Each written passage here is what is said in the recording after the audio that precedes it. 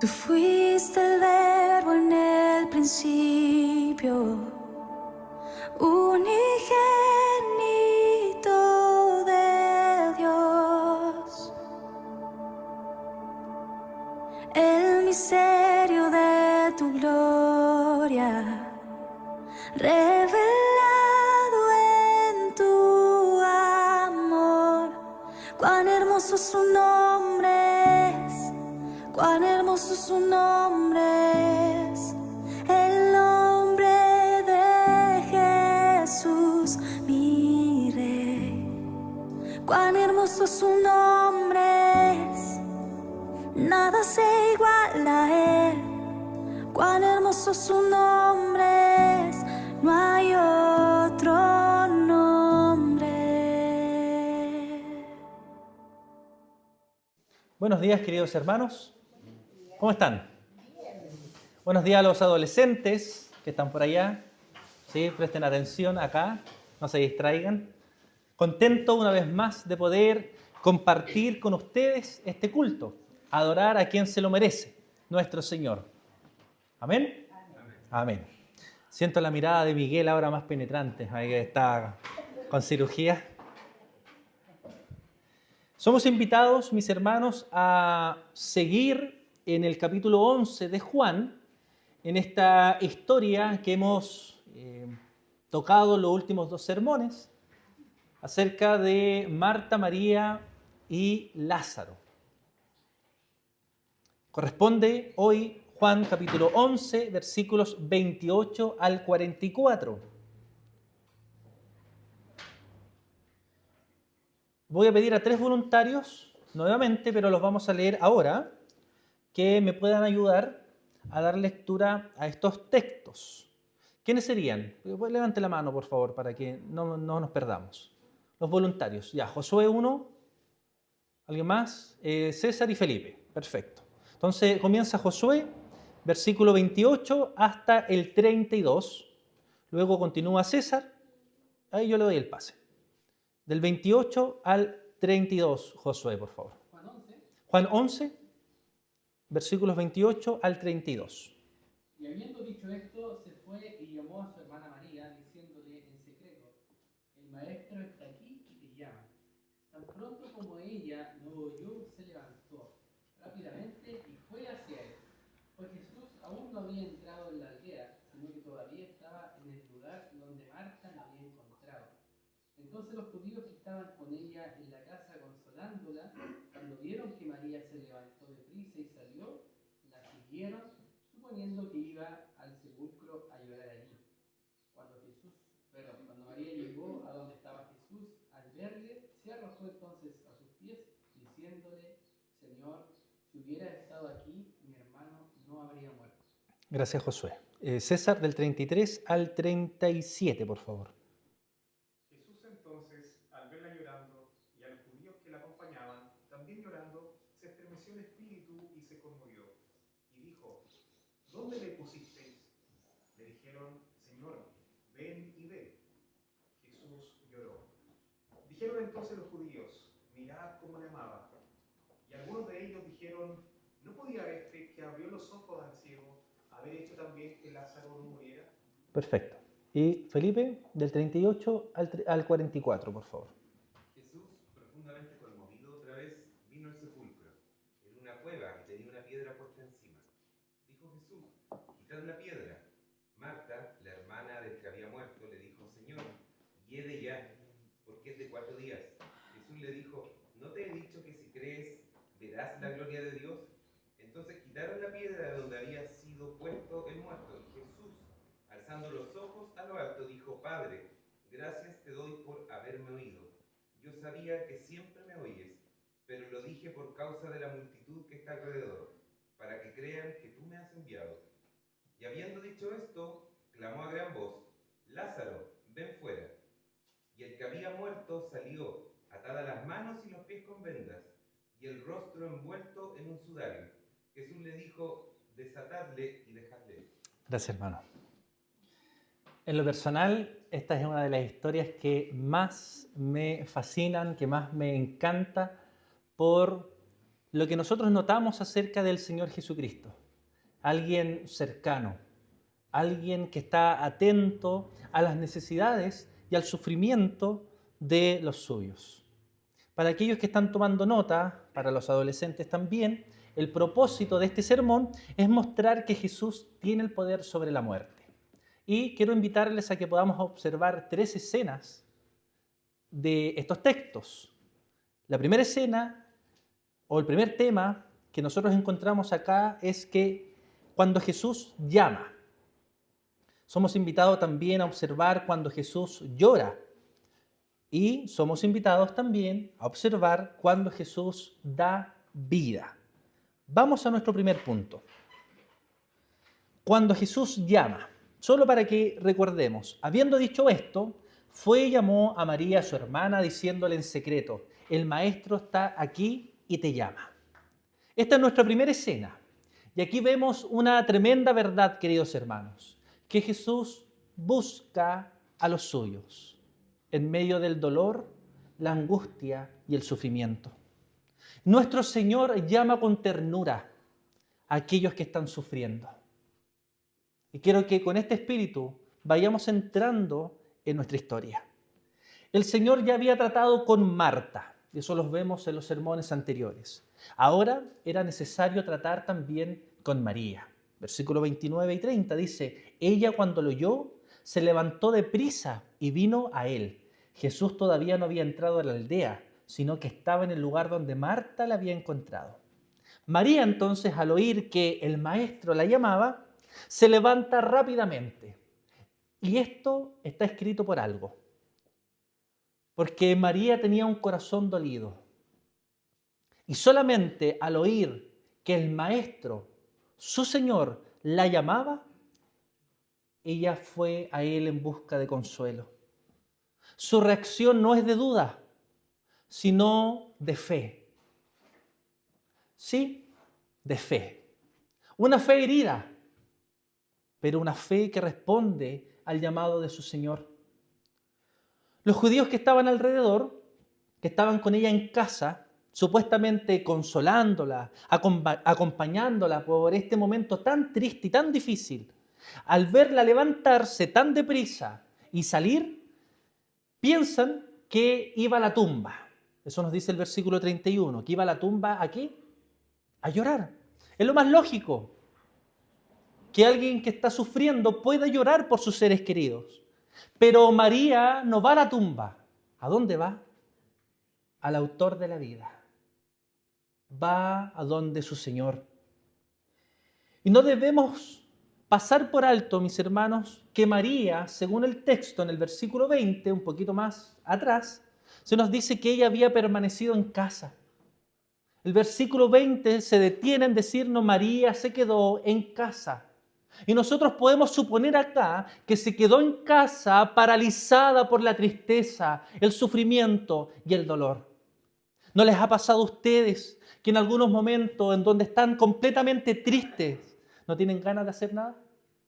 Ojalá quedarse en casa, en pijama, comiendo helado. Sí, dicen por ahí. Yo no lo he hecho, pero dicen que es rico.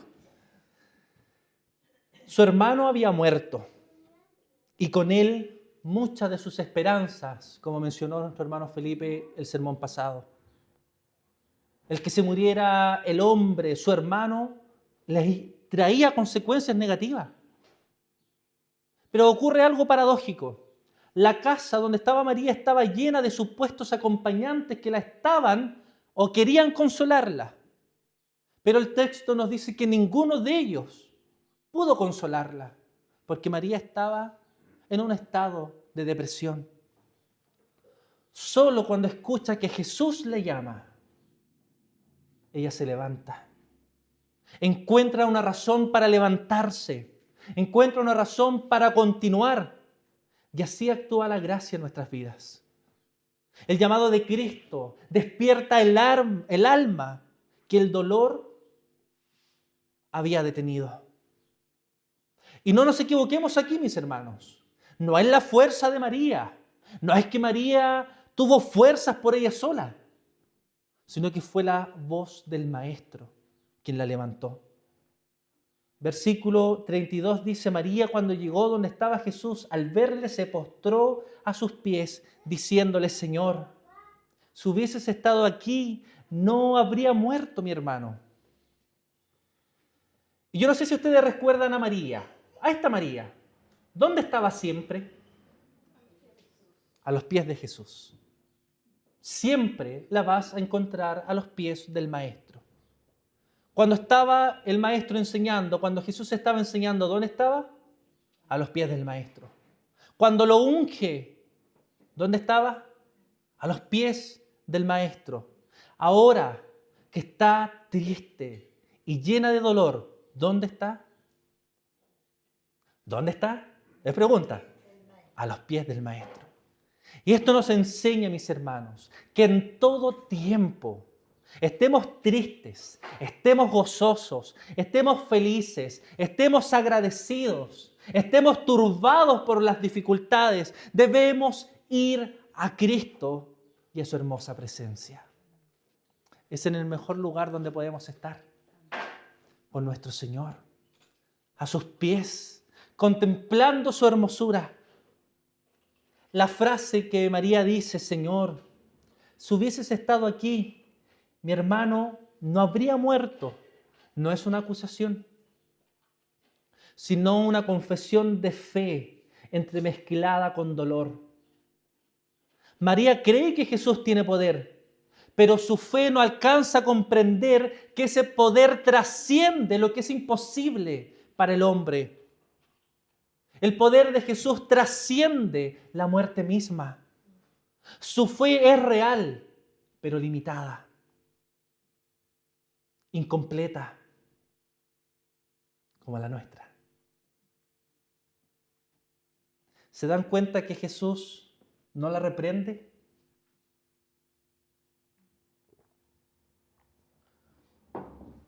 ¿Qué hemos pensado nosotros de Marta y de María cuando hemos leído o escuchado esta historia? Mujeres de poca fe. ¿Cómo se les ocurre cuestionar al Maestro? Pero Jesús no las reprende. Él no les dice, ¿dónde está tu fe?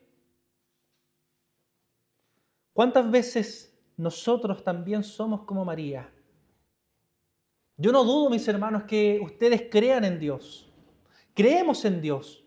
Creemos que Él incluso puede obrar. Pero muchas veces pensamos que ya es tarde. Que si Él hubiese intervenido antes en nuestro problema, algo se podría haber salvado. Nos duele ese aparente silencio de parte del Señor, esa aparente demora. Pero nuestro texto, mis hermanos, esta parte nos enseña que Jesús nunca llega tarde. Nunca. Nunca llega tarde a resolver tu conflicto y tu problema. Llega en el momento perfecto e indicado. Llega tarde a nuestro cálculo humano, pero no a su voluntad. ¿Te das cuenta que Jesús tampoco le promete un milagro inmediatamente cuando Él llega? ¿Qué hubiésemos pensado nosotros? ¿Cómo yo me imagino que debería ser esta escena? Que Jesús llega golpeando puertas, ¡pah! Siendo María, Marta, tranquila, ¿qué se preocupan? Lo resucito. ¿Por qué lloran? ¿Por qué se complican? ¿Acaso no me han visto sanar? No, Jesús no llega así. No le dice, María, no llores, tu hermano va a resucitar. Le ofrece su presencia. Le ofrece estar con ella. Cuidarla en medio de este dolor. Antes de resolver la situación, Él se hace presente en medio de la situación. Nosotros buscamos que Cristo cambie las circunstancias de nuestras vidas, pero Él quiere primero cambiar nuestro corazón, nuestra forma de mirarlo, nuestra forma de enfrentar las dificultades y los problemas. Su consuelo, mis hermanos, el consuelo de parte de nuestro Señor no consiste en eliminar el sufrimiento, el problema, nuestras lágrimas, nuestra tristeza. sino en acompañarnos dentro de este dolor con poder y con ternura. Queridos hermanos, el consuelo de nuestro Señor no depende de lo que nosotros vemos. No depende de lo que nosotros percibimos. Porque nuestro corazón es engañoso. Porque nuestro pecado nos hace pensar que Dios no está con nosotros. Porque cuando estamos pasando dificultades, problemas, nuestro corazón pecador nos grita diciendo: ¿dónde está tu Dios? Por eso no debemos creerle a nuestras emociones ni a nuestro corazón, sino a su palabra. Él no siempre cambia las circunstancias, pero sí cambia nuestro corazón dentro de ellas. No siempre sana. No siempre transforma las dificultades. A veces vamos a tener que batallar con ellas siempre. A lo mejor nunca te va a librar de ese pecado con el cual batallas siempre. Pero va a cambiar tu corazón para que te puedas arrepentir rápidamente y para que puedas volver a sus brazos, llamarlo y gozarte en Él. Y ese es el verdadero milagro. Cuando la voz del Maestro resuena en medio del llanto y nos levanta para que nos humillemos a sus pies. En esta primera escena, mis hermanos, hemos podido observar que Dios nos llama a confiar plenamente en su persona. Ahora somos invitados a contemplar una escena extraordinaria. Cuando Jesús llora. Versículo 33. Dice: Jesús entonces, al verla llorando, y a los judíos que la acompañaban también llorando, se estremeció en espíritu y se conmovió. En nuestra segunda escena podemos ver una especie de acercamiento al corazón del Maestro, al corazón de nuestro Señor, un zoom. Y podemos observar que Jesús no contempla el dolor humano desde una distancia fría y frívola, sino que tampoco se mantiene indiferente ante el sufrimiento, sino se acerca con amor, con ternura. Cuando Jesús vio que María lloraba y que los judíos que habían venido con ella también lloraban, ¿qué nos dice el texto? ¿Acaso los reprendió, mis hermanos? Les dijo: ¿por qué están haciendo esto, par de ridículos?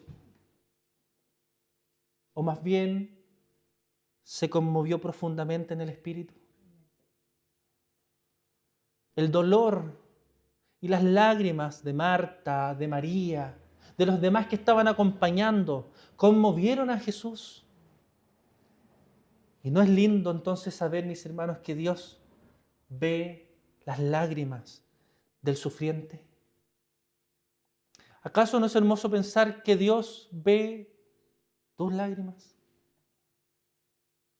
¿Que ve tu tristeza? ¿Que ve tus necesidades? Y que no es indiferente, sino más bien es movido en amor y compasión hacia nosotros. En el griego esta frase: se conmovió profundamente en espíritu, significa bufar, que es este sonido que hacen los toros, los caballos, esta respiración fuerte, insinuando así un enojo y una indignación de forma extrema. Cristo, mis hermanos, se enfurece ante lo que el pecado ha causado en su creación: dolor, pérdidas, muerte. Juan nos está mostrando aquí la humanidad perfecta del Hijo de Dios. Nuestro Señor siente compasión real con aquellos que sufren. El versículo 34 dice: y dijo: ¿dónde le pusisteis? Le dijeron: Señor, ven y ve. Jesús no evita el dolor. camina hacia Él. No huye de la escena de la muerte, sino que se aproxima al sepulcro con un corazón dolido. Y entonces el versículo más breve y a la vez uno de los más profundos de toda la Escritura dice lo siguiente: y Jesús lloró. Dos palabras, mis hermanos, que contienen el océano del amor de Dios. El mismo que con una palabra había creado todo el universo, ahora derrama lágrimas ante la tumba de un hijo, de un ser querido, de un hermano, de un amigo. ¿Qué significan estas lágrimas de parte del Maestro? Bueno, no significa lágrimas de desesperación, porque Jesús sabe lo que va a hacer. Tampoco son lágrimas de impotencia, porque Él tiene el poder para resucitar a Lázaro. Son lágrimas de identificación. El Hijo de Dios llora porque el dolor humano es real y Él lo toma sobre sí. Llora porque la muerte ha tocado la vida de su amigo, de su hermano, de un ser querido. Jesús llora porque ama. Jesús llora porque te ama. El verdadero amor no es indiferente al sufrimiento, sino que se une al dolor del otro. ¿Qué nos enseña su palabra? Reír con el que ríe y llorar con el que llora. Estas lágrimas son un testimonio vivo de que nuestro Señor, de que nuestro Salvador no es ajeno a nuestras aflicciones.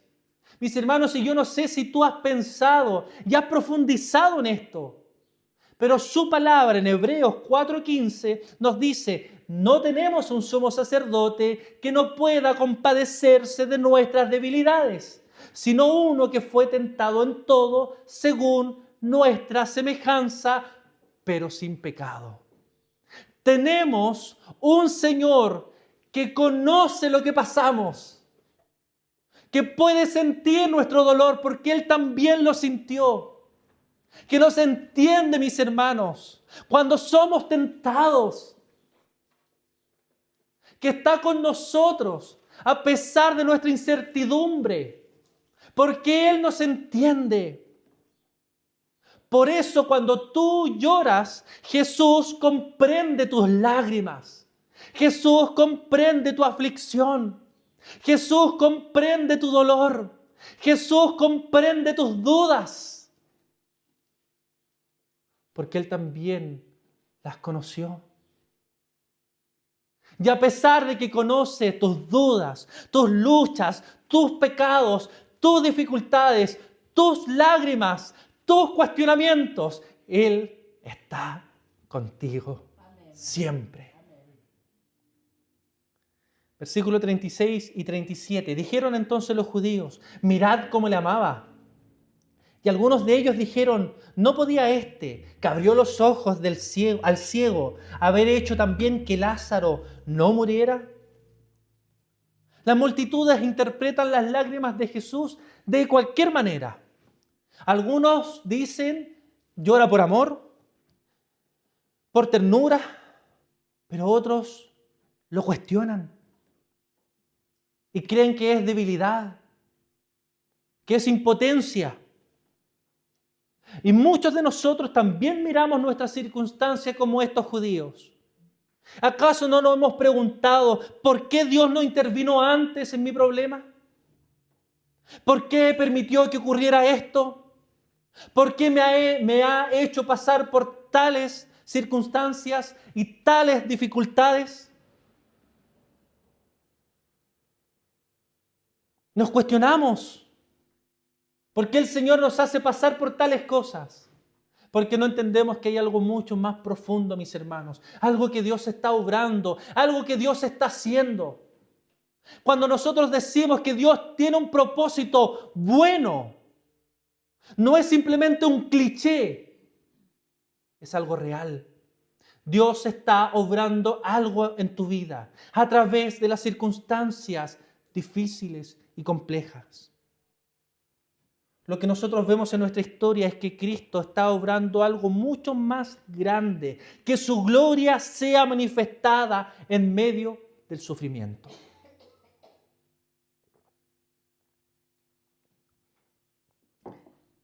Querida iglesia, aquí vemos el corazón de nuestro Salvador.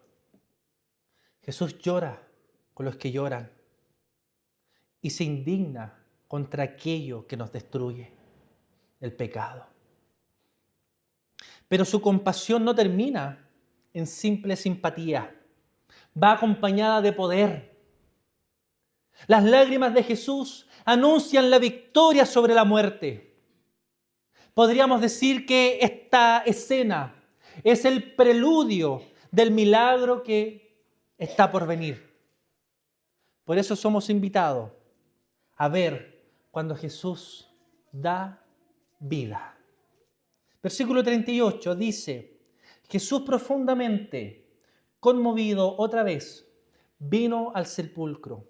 Era una cueva y tenía una piedra puesta encima. En esta tercera escena vemos que nuevamente el Señor expresa una emoción profunda. Su emoción sigue siendo intensa. Por eso el texto dice que está profundamente, imagínense las palabras, profundamente conmovido. Esta escena es solemne. Imagínensela, todo el pueblo observa. El sepulcro está cerrado. La piedra impone un silencio devastador. El dolor de la muerte ya domina todo el ambiente. Este es un símbolo perfecto de la desesperanza humana. Cada uno de nosotros ha estado en esta escena. Cuando el dolor y el sufrimiento se apoderan de nuestra vida. Pero Cristo está ahí, frente a la tumba, y su presencia cambia todo. Versículo 39. Dijo Jesús: quita la piedra. Marta, la hermana de aquel que había muerto, le dijo: Señor, hiede ya, porque es de 4 días. Marta vuelve a hablar. ¿Qué podemos decir de ella? Que ama al Señor. Incluso yo me atrevería a decir que confía en Él, pero su fe todavía está limitada por lo que ve, como nosotros. Su razonamiento es humano. Señor, ya es demasiado tarde. Lleva 4 días, está podrido. Ya está muerto. No hay nada más que hacer. A veces nuestra fe se detiene justo frente a la piedra. Cuando las circunstancias parecen definitivas. Cuando el diagnóstico es muerte. Cuando la lógica dice que ya no hay remedio. Sin embargo, Jesús responde con firmeza y con ternura, mis hermanos. ¿No te he dicho que si crees, verás la gloria de Dios? El Señor, antes de obrar el milagro, pide un acto de obediencia, pide fe, pide que creamos en lo que Él es. A veces, antes de demostrar su poder, Cristo nos llama a remover los obstáculos de la incredulidad. Nos llama a mover los obstáculos de la resignación. Nos llama a mover los obstáculos del miedo, mis hermanos. Debemos dejar nuestros miedos, nuestra resignación, nuestra incredulidad de lado para que veamos que Jesús está en la escena, que Jesús está con nosotros, que en medio de tu dolor Cristo está contigo. Pero nos enfocamos en el problema y creemos que nuestras dificultades son más grandes que nuestro Señor.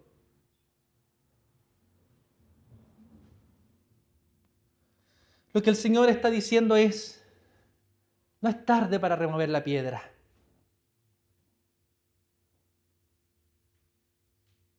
Y esto va en contra de toda lógica. No es tarde para remover la piedra. ¿Crees que tu circunstancia es más difícil que lo que estaba viviendo Marta y María y Lázaro?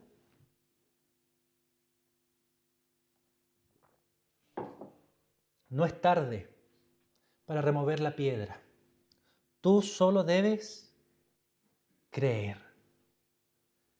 Versículo 41 y 42 nos dicen, entonces quitaron la piedra de donde había sido puesto el muerto. Y Jesús, alzando los ojos a lo alto, dijo, Padre, te doy gracias por haberme oído. Yo sabía que siempre me oyes, pero lo dije por causa de la multitud que está alrededor, para que crean que tú me has enviado. El Señor no ora porque dude del resultado, sino para que todos los que están alrededor comprendan que lo que está por ocurrir proviene del poder y de la voluntad de Dios. Lo que está haciendo es preparando a aquellos que van a observar el milagro. Y ya que Él sabe y entiende que los judíos van a dudar y dudan de Él, hace esta oración en voz alta. Para que cuando ocurra el milagro, ellos no tengan excusa de no creer que Él es el Hijo de Dios. Cristo, mis hermanos, no actúa como un mago solitario, sino como el Hijo obediente que revela la unidad con el Padre. El Señor siempre hace la voluntad del Padre. Y sus palabras son un testimonio público de su llamado y su misión. Y yo no sé si ustedes, al leer esta historia o haberla escuchado antes, han contemplado que la resurrección de Lázaro es una señal mesiánica.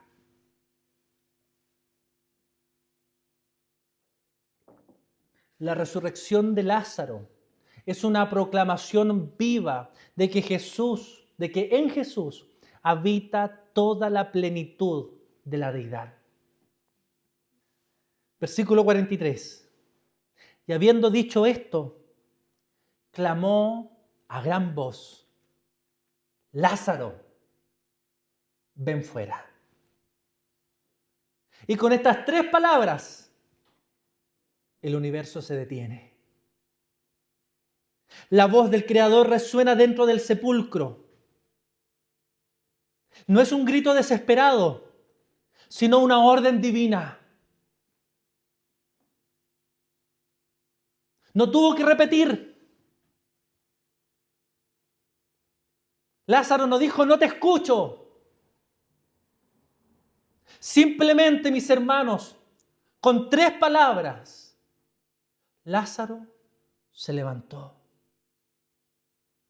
Porque Cristo tiene poder. Porque Cristo tiene autoridad. Porque solo se necesita que Él exprese una palabra para que el mundo se detenga, se forme, se transforme. Versículo 24 y 45.